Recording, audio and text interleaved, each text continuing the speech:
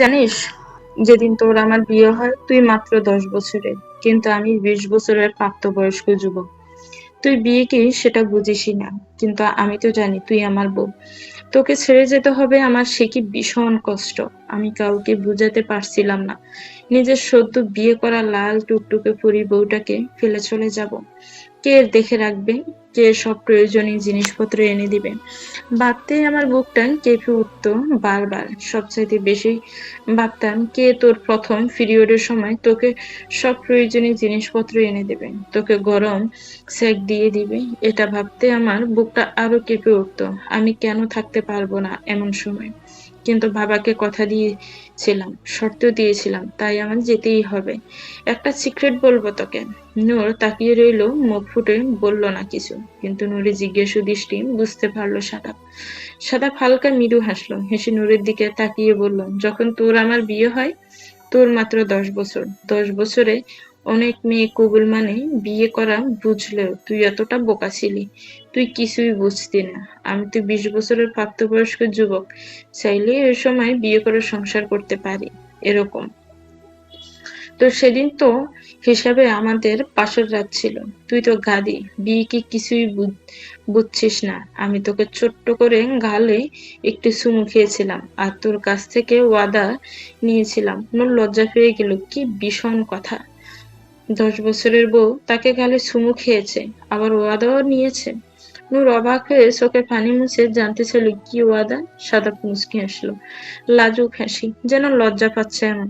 সাদাব এখনো নূরের পা দুটো বুকের সাথে জড়িয়ে ধরে আছে, পায়ের নখগুলো টানতে টানতে বলল, আমি ওয়াদা দিয়েছিলাম যেদিন আমি দেশে ফিরবো সেদিন কিন্তু আমাদের বাসর রাত হবে, কেমন?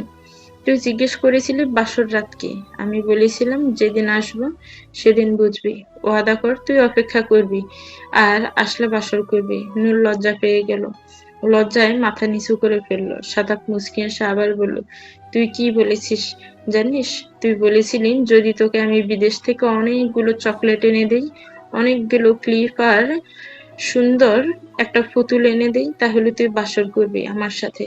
আমি কিন্তু এনেছিলাম তোর বলা মতো প্রত্যেকটি জিনিস এনেছিলাম, তুই কিন্তু কথা রাখিসনি। নূর ভীষণ লজ্জা পাচ্ছে, কি এক আজব ধরনের কথা বলেছে।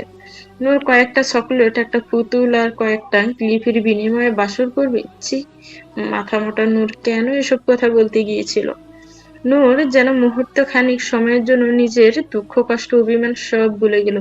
মনে পড়ছে শুধু নিজের বোকামির কথাগুলো। নূর লজ্জা মাথা নিচু করে রয়েছে। সাদাব নূরের দিকে তাকালো, তাকিয়ে কিছুক্ষণ পর নীরবতা ভেঙে আবার বলল, দেশে আসার পর কি কি হয়েছে জানিস? যখন দেখলাম তুই বিয়ের কথা জানিস না, আমার খুব অভিমান হলো। 10 বছরের সময় বিয়ে হয়েছে, এত অত তো ছোট না। তোর তো মনে করা উচিত ছিল, আর কিছু না হোক অ্যাটলিস্ট তুই কবুল বলেছিলি। কিন্তু তুই তো সবকিছু ভুলে গেলি। আমি তোর স্বামী হই সেটাও ভুলে গেলি।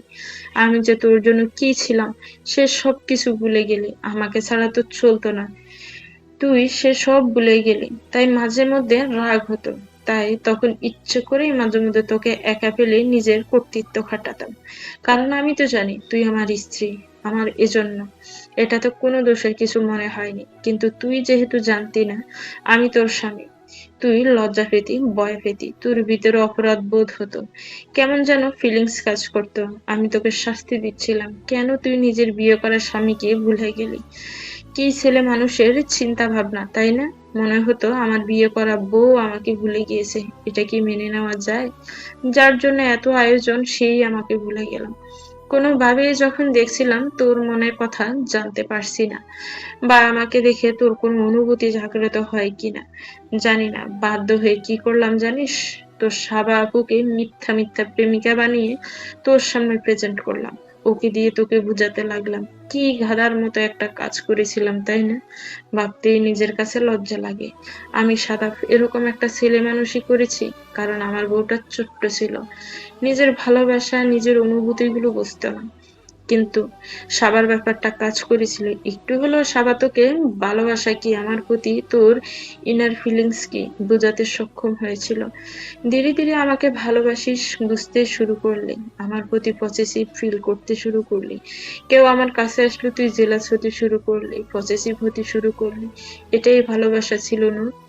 দেরিতে হলেও তুই তোর স্বামীকে ভালোবাসতে শুরু করেছিলি। তোকে তো মাঝখানে 6 বছরে কথা বলা হয়নি, তাই না? এই 6 বছর আমেরিকায় একা একা আমি কিভাবে থেকেছি, প্রত্যেকটা দিন, প্রত্যেকটা মুহূর্ত তোকে ছাড়া আমার কোনো বিরহে কেটেছে। তো কি কখনো জানতে হয়নি? তোর কি কখনো জানতে ইচ্ছা হয়নি? নূর মাথা তুলে তাকালো। জানতে ইচ্ছে হয়, প্রচুর জানতে ইচ্ছে হয়। এই 6 বছর সাদাব ভাই কি করেছে, কেমন ছিল, কোথায় ছিল, সবকিছু জানতে ইচ্ছে হয়, কিন্তু জিজ্ঞেস করার মতো কোনোদিন সেরকম সুযোগ হয়ে ওঠেনি। তোকে অনেক কষ্ট করে ছেড়ে যেতে হয় আমার নূর। আমি শুধু জানি, যেদিন আমি তোকে ছেড়ে আমেরিকা চলে যাই, সেদিন 2 ঘন্টা তোকে বুকে নিয়ে বসেছিলাম আমি সবার চোখের আড়ালে। তুই 2 ঘন্টা অনেক চটপট করেছিস, বারবার সরে যেতে চেয়েছিস, কিন্তু আমি কোনো না কোনো বাহানায় আবার তোকে জড়িয়ে ধরে বসেছিলাম। শাড়ি পরে এভাবে আমার সাথে বসে থাকতে তোর অস্বস্তি হচ্ছিল, তোর ভালো লাগছিল না, তুই বারবার ছুটে চলে যেতে চাচ্ছিলি, কিন্তু আবার জোর করে ধরে তোর কাঁধে মাথা রেখে আবার আমি বসে থাকতাম। আমার যে কি ভীষণ কান্না পাচ্ছিল। অতঃপর চলে আসলো সেই মুহূর্ত, এয়ারপোর্টে যখন সবাই বিদায় দেওয়ার জন্য আসলো। তুই আমার হাত ধরে বারবার জাকাতে জাকাতে আমাকে মনে করে দিয়েছিলি আমার কিন্তু একটা সুন্দর পুতুল, অনেকগুলো ক্লিপ আর অনেকগুলো চকলেট লাগবে, তাহলে আমরা বাসর করবো, ঠিক আছে? আমিও বলেছিলাম, হ্যাঁ ঠিক আছে, কথাগুলো তুই যেন ভুলে যাস না। আমি তো মনে রাখবো। তুই বলেছিলি, প্রমিস করেছিলি, 3 বার 4 বার করে প্রমিস, কিন্তু তুই মনে রাখিসনি। আমেরিকা পৌঁছানোর পর কতগুলো দিন আমার শুধু বিষণ্ণতায় কেটেছে। না, আমার ক্লাস ভালো লাগতো না, আমার বাহিরে কোথাও যেতে ভালো লাগতো না। দিনভর আমি শুধু তোকে কোলে নিয়ে কবুল করার ছবিটি দেখতাম, আমার বুকে জড়িয়ে শুয়ে থাকতাম। এভাবে মাসখানেক কেটে যায় বিষণ্ণতায়। তুই এত দুষ্ট, এত চঞ্চল হয়েছিলি নূর, কিভাবে তুই আমাকে এত সহজে ভুলে গেলি? যখনই আমি ফোন দিতাম, শুনতাম নূর বাহিরে খেলতে চলে গিয়েছে। আচ্ছা, তোর কি একবার আমার কথা মনে পড়তো না? দিনভরা যে সাদাব ভাই বলে পিছু পিছু ঘুরতি, সে সাদাব ভাই তো তোর চোখের সামনে ছিল না। তুই কি নিষ্ঠুর ভাবে আমাকে ভুলে গিয়েছিলি নূর? পরে ভাবলাম, আমি তো তোকে কোনোদিন কোনো বন্ধু হতে দেইনি, কারোর সাথে মিশতে দেইনি, খেলতে দেইনি, দিনভর আমার সাথে রেখেছি। কিন্তু আমি যাওয়ার পর তুই বাহিরে গিয়েছিলি, বন্ধুদের সাথে খেলতে শিখেছিলি। তাই তোর অবচেতন মনে ধীরে ধীরে সাদাবকে মুছে ফেললি ছিল। তাই সিদ্ধান্ত নিলাম, তোকে এবার তোর মতো একটু বড় হতে দিব। সবসময় তো আমি আটকে রেখেছিলাম, এবার আর আটকে রাখবো না, তোকে তোর মতো বড় হতে দিব। একদিন তুই খেলছিলি, তোকে দেখার আমার ভীষণ স্বাদ হলো। তখন আমার বন্ধুর স্মার্টফোন ছিল, নতুন নতুন কিনেছিল। ওকে আমি বললাম একটু ভিডিও কলে তোকে দেখাতে। ও ভিডিও কল দিল তোকে দেখানোর জন্য। কি সুন্দর করে টুকটুক করে খেলছিলি তুই। হঠাৎ খেলতে খেলতে পড়ে গেলি, তোর হাত পা ছুলে গেল। তোর অবচেতন মন সাদা ভাই বলে চিৎকার করে উঠলো। আমার কলিজায় লেগেছিল নূর তোর ডাক।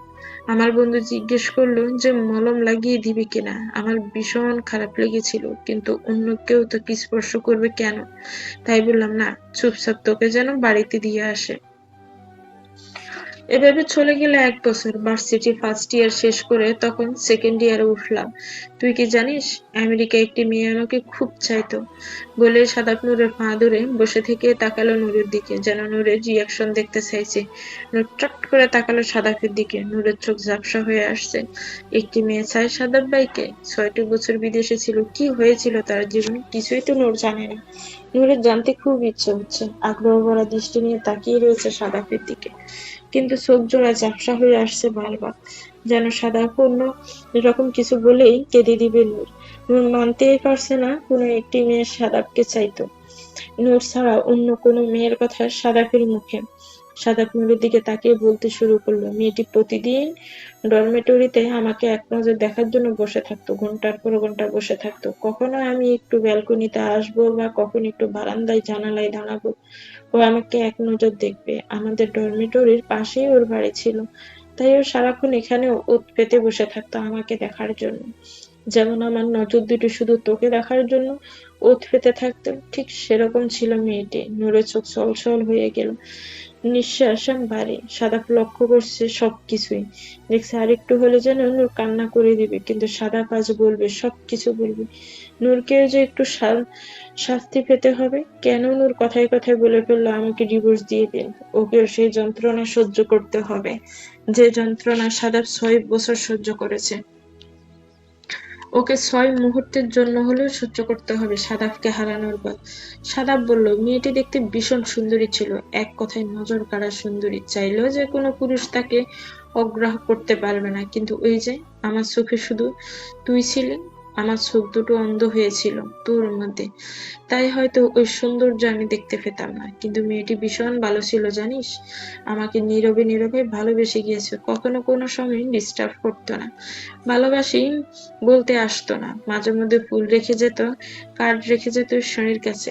আমি দেখতাম, বুঝতে পারতাম এটিও দুষ্টু মেয়েটিরই কাজ। মেয়েটি তখন 16 বছর বয়সী হবে। সদ্য কৈশোরে পা দেওয়া একটি মেয়ে ছিল রিহা।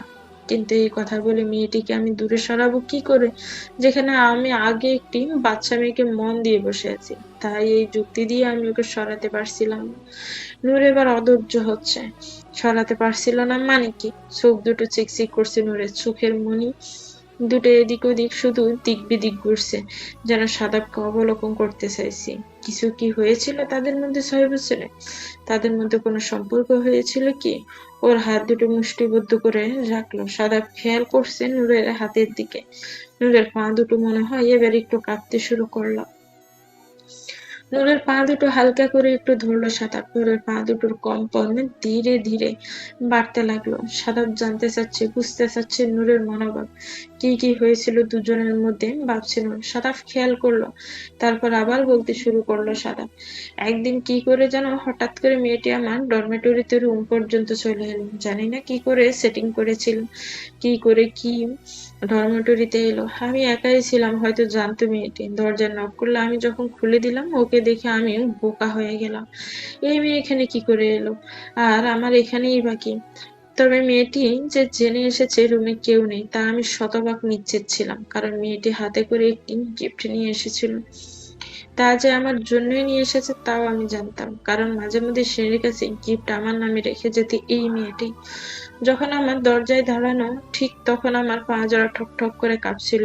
এমন একটা সিচুয়েশনের জন্য আমি প্রস্তুত ছিলাম না। নূরের পায়ের কম্পন যেন আরো বাড়তে লাগলো, যেন চাইলেও নূর আর কন্ট্রোল করতে পারবে না। চোখের পানি দিয়ে চোখ ঝাপসা হয়ে গেল। সাদাপ এক দৃষ্টিতে মুগ্ধ নয়নে তাকিয়ে রইল নূরের দিকে।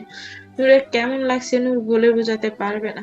স্বপ্নেও চিন্তা করতে পারছে না সাদাপের মুখ থেকে এতটা গভীর ভাবে কখনো কোনো মেয়ের কথা শুনবে। অথচ সাদাপ যখন থাকবে না, অন্যত্র সংসার করবে, একই বাড়িতে থেকে কিভাবে মেনে নিবে নূর? নূর দু হাতে নিজের মাথা ধরে ফেললো, ভাবতে পারছে না, কিছুই ভাবতে পারছে না।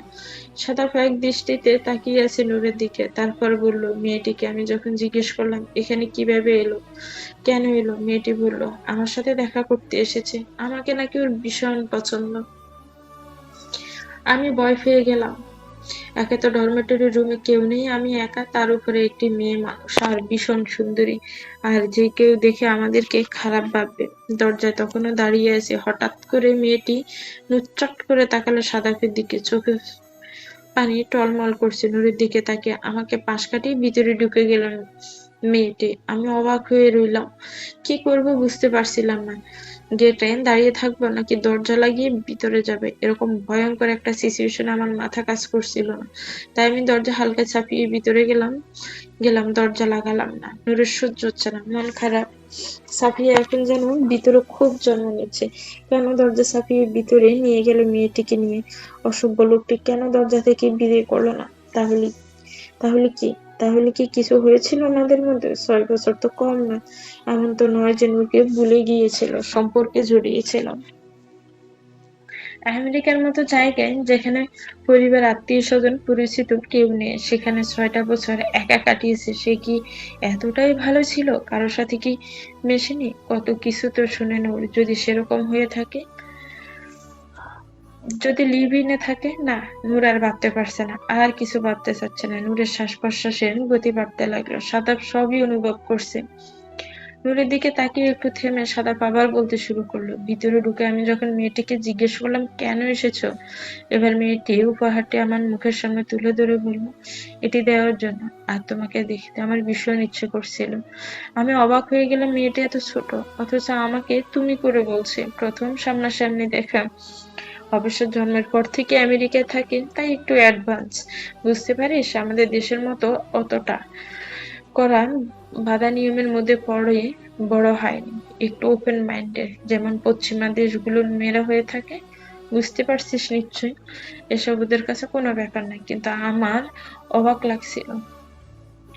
এরপর হঠাৎ কথা বার্তা নেই মেয়েটি ২ কদম এগিয়ে এসে একদম আমার সামনে চলে আসলো। আমি ২ কদম পিছিয়ে যাব তারও সুযোগ পেলাম না। হঠাৎ করে মেয়েটি আমাকে, কি মেয়েটি আপনাকে, প্রশ্ন করে বসল নূর। আর তোর সইছে না নূরের, জানতে হবে, সবকিছু জানতে হবে। কি করে এসেছে ৬ বছরে এই লোক, অথচ ৬ বছর নূর না জানলেও এই লোক তো জানতো তার একটা বিবাহিত স্ত্রী আছে দেশে। নূরের এখন রাগ হচ্ছে, ভীষণ রাগ হচ্ছে। সাদা চুপ করে রইল, মাথা নিচু করে ফেললো, যেন নূরের চোখের দিকে তাকাতে পারছে না এমন একটা ভাব। নূরের রাগ হচ্ছে, গা জ্বলে যাচ্ছে। লোকটা এখনো মুখ খুলছে না কেন? সাথে সাথে নূর আর নিজেকে নিয়ন্ত্রণ করতে পারলো না। সাদাপের কলার ধরে জাকিয়ে বলল ধমকে সুরে, বলছেন না কেন, মুখ খুলছেন না কেন, কি করে এসেছেন?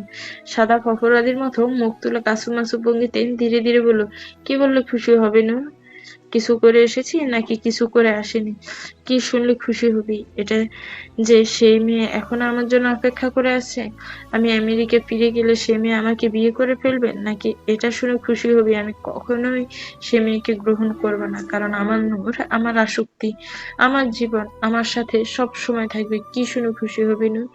প্রশ্ন করবেন না, আমি প্রশ্ন করেছি, আগে উত্তর দিন। কি হয়েছিল তখন? রাগে গজগজ করতে বলল নূর।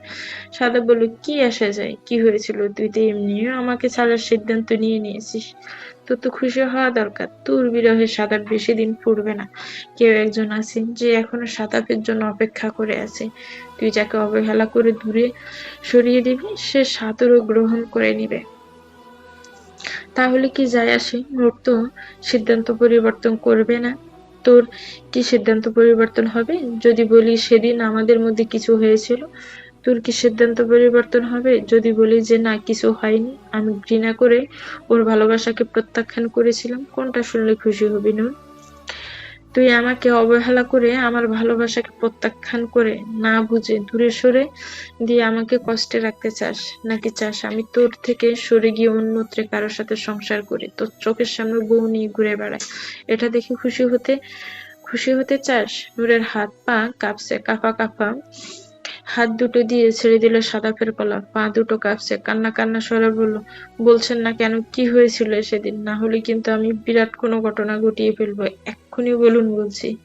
সাদাপ নূরের হাত দুটো শক্ত করে ধরল। নূরের চোখের পানি মুছতে মুছতে বলল, সেদিন কিছু হয়নি নূর। সেদিন আমি প্রত্যাখ্যান করেছিলাম, ওকে রুম থেকে বের করে দিয়েছিলাম। কিন্তু এটাও সত্য, সে এখনো আমার জন্য অপেক্ষা করছে। তুই যদি আমাকে অবহেলা করে দূরে সরিয়ে দিস, একদিন না একদিন ওই মেয়ে ঠিকই আমাকে পেয়ে যাবে। কারণ তুই যদি আমাকে দূরে সরিয়ে থাকতে পারিস, আমার ভালোবাসাকে অবহেলা করে থাকতে পারিস, তোর উপর রাগ করে হলেও, তোকে দেখানোর জন্য হলেও, আমি ওইখানে ওই মেয়েকে নিয়ে এসে একটা সংসার বাঁধবো। তোর চোখের সামনে আমি বউ নিয়ে ঘুরে বেড়াবো, তুই দেখবি আর জ্বলবি। নূর অবাক হয়ে তাকিয়ে রইল। সাদাব বলল, এখন বল, তুই কি এটাই চাস, আমাকে অবহেলা করে আমাকে সরিয়ে দিবি শুধুমাত্র একটা সন্তানের সমস্যার জন্য? যদি আমার আজকে বাচ্চা না হতো, এই সমস্যাটা যদি আমার হতো, তাহলে কি তুই সরে যেতি না? তাহলে তুই এতটা মহৎ নিজেকে ভাবতে পারলে আমাকে এত নিচু ভাবার কারণ কি নূর? আমার ভালোবাসা কি তোকে কখনই স্পর্শ করেনি? সন্তানের জন্য, নিজের স্বামীর সুখের জন্য স্বামীকে ছেড়ে দিয়ে মহৎ হতে চাইছিস? তাহলে সেই স্বামী যদি অন্যত্র কারোর সাথে সুখী হয়, তাহলে তোর এত গায়ে লাগছে কেন নূর? অধিকার ছেড়ে দিয়ে অধিকার ধরিয়ে রাখার মতো বিড়ম্বনায় পৃথিবীতে আর কিছু নেই। তুই বল, তুই অধিকার ছেড়ে দিবি নাকি আমার উপর সারা জীবনের মতো অধিকার প্রতিষ্ঠা করবি বল। নূর এবার চিৎকার করে কেঁদে দিল। সহ্য করতে পারছে না নূর নিজের এই অপূর্ণতা। কিন্তু এটাও সত্য, সাদাবকেও ছাড়তে পারবে না। বুঝে গিয়েছে নূর, সাদাবকে ছাড়াও চলবে না। এটা মানতেই পারবে না নূর। সাদাবকে অন্য কেউ ভালোবাসে, সাদাব এইভাবে মুগ্ধ দৃষ্টিতে কখনো অন্য কোনো মেয়েকে দেখবে, এটা নূরের মেনে নেওয়া সম্ভব নয়। এর থেকে তো মরে যাওয়া অনেক ভালো। সাদাব এটাই চাচ্ছিল, ওই মেয়ের গল্পটি বলে যেন নূর নিজে থেকে অনুধাবন করতে পারে। মুখে ছেড়ে দিব বলাটা যত সহজ, আসলে বাস্তবে ছাড়াটা তত সহজ নয়। কিন্তু নূরকে একটু কঠিন ভাবে যে বোঝাতেই হতো, না হলেও ছোট্ট নূর এত বড় কথাটি বুঝতে পারতো না। নূর দুই হাত দিয়ে মুখ ডেকে কান্না করছে। সাদাব নূরের হাত দুটো নিজের হাতে নিয়ে হাতের পৃষ্ঠে চুমু খেতে খেতে বলল, আমি সেদিন সেই মেয়েকে বলেছিলাম, দেশে আমার একটা পরিচ্ছন্ন সুন্দর বউ আছে, ছোট্ট লাল টুকটুকে বউ আছে, যে আমার জন্য প্রতীক্ষা করবে। যদিও মিথ্যা ছিল, তুই আমার জন্য প্রতীক্ষা করিসনি, কিন্তু আমি করেছি। প্রত্যেকটা দিন, প্রত্যেকটা মুহূর্ত কাউন্ট করেছি। প্রত্যেকটা মুহূর্তে আমি তোকে দেখার জন্য অধীর আগ্রহে প্রতীক্ষা করেছি। নূর, যার বল আজকে তুই আমার চোখের সামনে। শুধু ভালোবাসলে হয় না নূর, ভালোবাসাকে ভালোবাসা দিয়ে আগলে রাখতে হয়, ধরে রাখতে হয়, তার উপরে কর্তৃত্ব ফলাতে হয়, অধিকার প্রতিষ্ঠা করতে হয়, তার উপরে জোর করতে হয়, যার প্রত্যেকটা আমি তোর উপরে করেছি, কারণ আমি তোকে ভালোবেসেছি তোর উপরে, তাই কর্তৃত্ব অধিকার সবকিছুই প্রতিষ্ঠা করেছি। চলবে। তো ভিউয়ার্স, গল্পটার এই পর্ব কেমন লেগেছে একটু কমেন্টস করে জানাবেন। গল্পটা ভালো লাগলে একটি লাইক করবেন, গল্পটাকে শেয়ার করবেন, আর আমার চ্যানেলকে প্লিজ সাবস্ক্রাইব করবেন। যারা অলরেডি সাবস্ক্রাইব করে রেখেছেন তাদেরকে অনেক অনেক ধন্যবাদ। ভালো থাকবেন, সুস্থ থাকবেন, আমার চ্যানেলের সাথেই থাকবেন। আল্লাহ হাফেজ, আসসালামু আলাইকুম।